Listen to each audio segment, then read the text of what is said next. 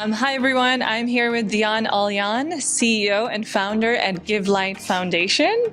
Hi Dian, Hello. It's really nice to meet you. Likewise. I was very inspired from your conversation on the panel. Tell us a little bit about what brought you to start this foundation. I know you mentioned, your personal experience, but also tell me, how did you turn that grief into helping other people? Yeah. Because it's really hard to sometimes get out of that Yes. dark zone. Yes. So tell us a little bit about that. Okay. So as I mentioned in the talk, I lost my uncle and my relatives in the tsunami. I think you probably remember. And 200,000 people died, right? And I was a new mother at that time. And I just left my job in corporate, glamorous job, selling Pantene shampoo. So my past life was obsessed with women's hair. But I also felt like my life was just about the pursuit of this world. Like there's no deeper meaning. Right. So when the tsunami happened, I started really examining my life and trying to figure out what I need to do with that grief. And I got together with some of my closest friends who knew that I was from, that area. And then the idea of helping orphans came into existence. Now, how hard is it to maintain and run a nonprofit, but at the same time also keeping that passion alive? I think once you found your passion, it doesn't feel like work. And it's really true. Like I can talk about this forever, right? Because one thing I learned about myself, I'm a little bit workaholic. So when you give a workaholic a purpose, that book, when you give a cookie to a mouse.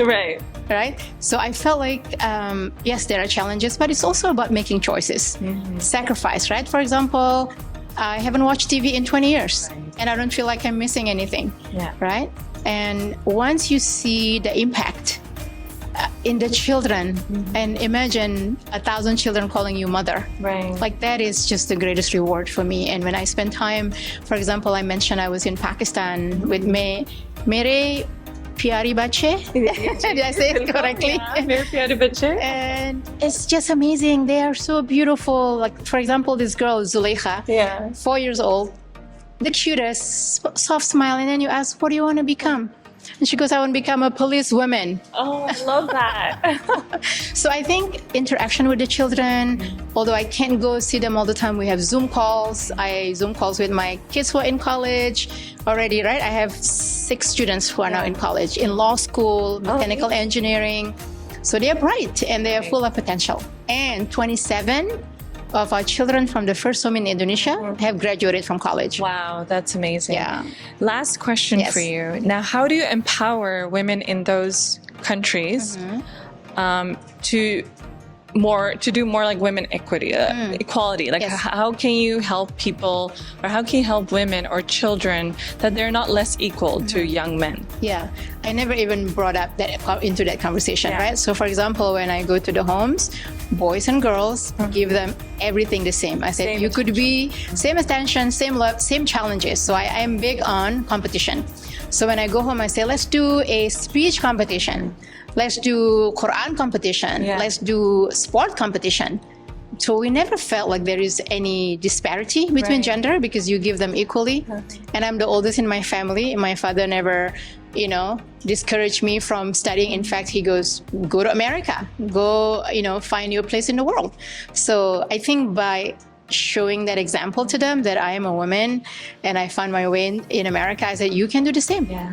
So I think, just not even make it an issue, and give them the challenge, equal challenge, and they will rise to it. Now, what is next for Dian, and what is next for your foundation? Next for Dian, I love languages, so I'm learning Italian. I hope that I will master it by the end of the year. Okay, inshallah. And then for GiveLight, I really, really want to build in Gaza. I don't know how and when, but the what, I already visualized a village in Gaza for maybe 500 orphans, maybe 1,000. And I guarantee with my life that there is no Muslim or even any human being who will not want to be a part of that. Absolutely. Right?